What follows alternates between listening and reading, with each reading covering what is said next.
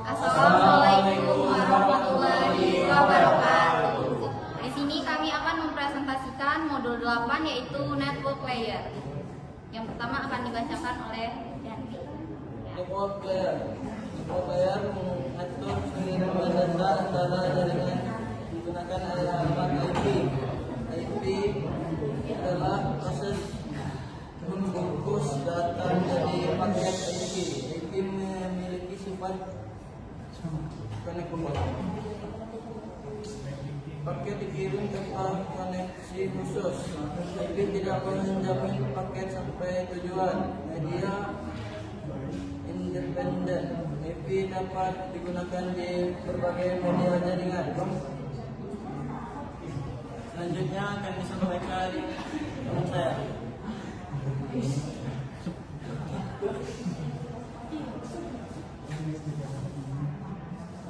Oke, selanjutnya ada network layer karakteristik. Network layer adalah layer 3 pada model OSI yang bertugas mengirim paket dari satu jaringan ke jaringan lain. Fungsi utama dari network layer yang pertama adalah addressing atau memberikan alamat IP pada perangkat. Yang kedua adalah encapsulation, adalah data dari transport layer dibungkus menjadi paket. Yang ketiga ada routing, menentukan jalur terbaik menuju tujuan. Dan yang terakhir ada decapsulation atau membuka paket saat sampai di tujuan. Karakteristik network layer yang pertama adalah connectionless. IPv4 tidak perlu membuat koneksi sebelum mengirim data. Lalu ada base effort, IPv4 tidak menjamin paket pasti sampai tujuan. Dan yang terakhir ada media independen, IPv4 dapat berjalan di berbagai media seperti kabel, fiber optik, dan wireless. Selanjutnya ada perangkat yang bekerja di layer 3. Yang pertama ada router dan layer 3 switch. Selanjutnya IPv4, paket adalah paket yang digunakan untuk membawa data pada jaringan IPv4. Struktur IPv4 sendiri adalah paket IPv4 header, data, dan payload. Fungsi dari IPv4 sendiri adalah untuk membawa data, menyimpan alamat sumber dan tujuan, lalu membantu proses routing. Untuk ukurannya sendiri, IPv4 memiliki ukuran minimum 20 byte dan maksimum 65.535 byte. Yang terakhir, IPv4 header adalah informasi kontrol yang berada di depan payload atau data. Headernya berisi source IP address, destination IP address, PTL, protokol, header leg. Contohnya adalah source IP 192.168.1.1 dengan destination IP 888 atau DNS Google, lalu dengan protokol TCP IP. Yang terakhir, version menunjukkan versi IP V1 memiliki nilai 4. Header length menentukan panjang header minimum 20 byte dan type of service menentukan prioritas paket. Selanjutnya.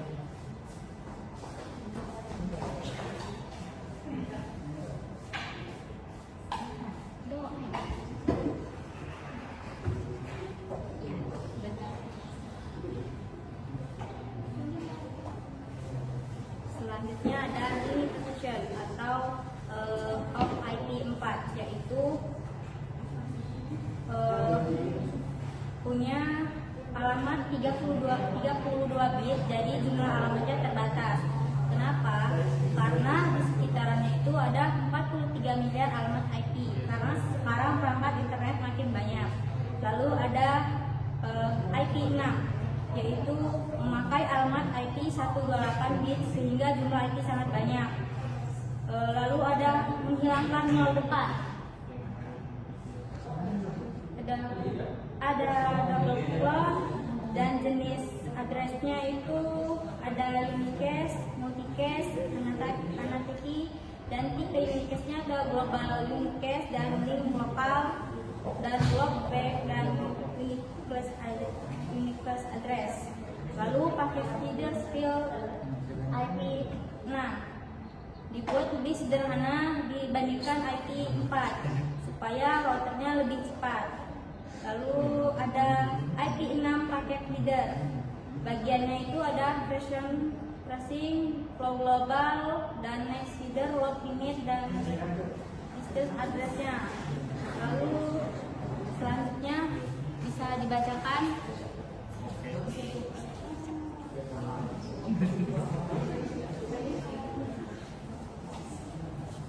Lalu di sini ada 8.4, yaitu 8.4.1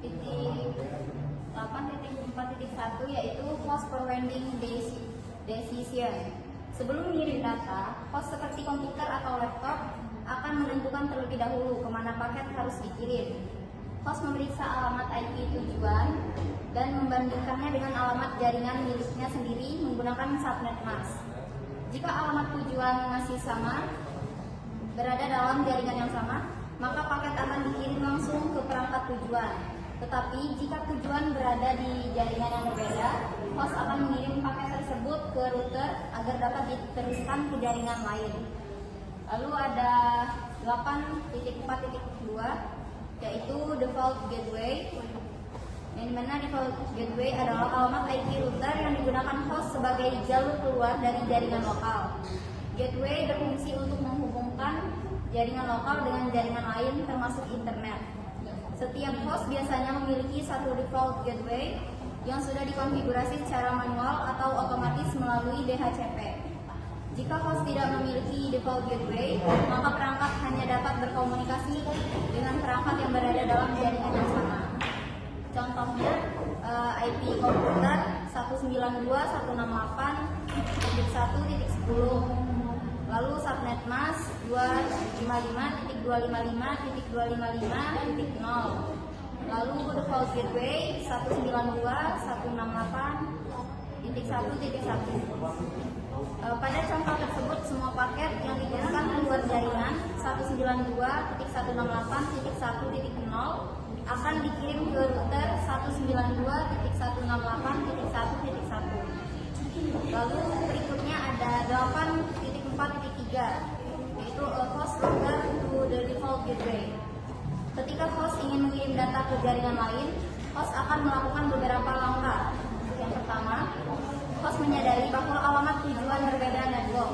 Kemudian, host mencari MAC address dari default gateway menggunakan proses ARP atau Address Resolution Protocol.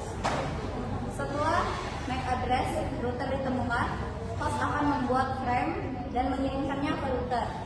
Router kemudian akan meneruskan paket ke jaringan tujuan melalui proses routing. Proses ini memungkinkan perangkat dalam jaringan lokal dapat terhubung dengan internet maupun jaringan lain yang berbeda.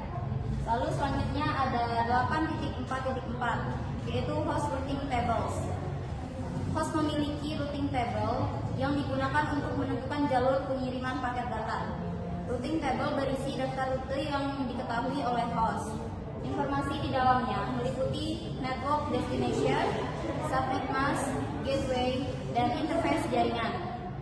Routing table membantu host menentukan apakah paket harus dikirim langsung ke perangkat tujuan atau melalui default gateway. Sistem operasi seperti Windows dan Linux secara otomatis membuat routing table saat perangkat terhubung ke jaringan. Perintah untuk melihat routing table pada Windows yaitu root print, lalu pada Linux yaitu ip root. Selanjutnya akan dibacakan.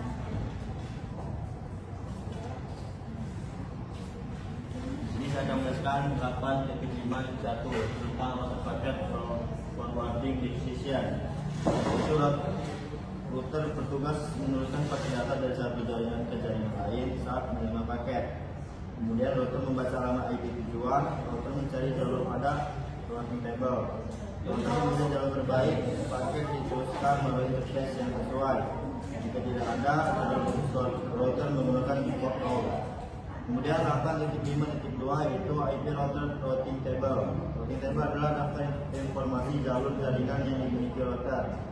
Si router table adalah network tujuan, subnet mask, next hop, interface keluar, kemudian semua routing table. Directory Connected Networks, test dynamic routing protocols. Routing table membantu router menentukan kemana paket harus dikirim. Kemudian 8.5.3 static routing. Routing adalah yang dikonfigurasi manual oleh administrator. Ciri-cirinya jalur tetap tidak berubah otomatis untuk jaringan kecil. Kekurangannya yaitu sulit dikelola pada jaringan besar, harus berubah manual jika ada perubahan jaringan. Kemudian 8.5.4 dynamic routing. Dynamic routing menggunakan protokol routing agar router dapat membuka informasi jalur secara otomatis. Kelebihannya otomatis menyesuaikan perubahan jaringan, efisien untuk jaringan besar. Kemudian 8.5.5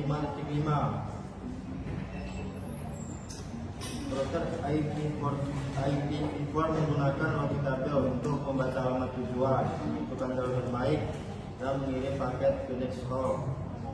Kemudian 8.5.7 bagian ini menguji pemahaman tentang fungsi router, cara kerja routing table, dan perbedaan statik dan dinamik routing. Kemudian jawab paket data dalam jaringan. Kesimpulannya, routing memungkinkan komunikasi yang terjadinya dengan bantuan router. Router menggunakan routing table untuk memilih jalur terbaik, dan routing dapat dilakukan secara manual atau menggunakan static routing, otomatis menggunakan dynamic routing. Dan pemahaman routing penting dalam administrasi dan konfigurasi jaringan komputer.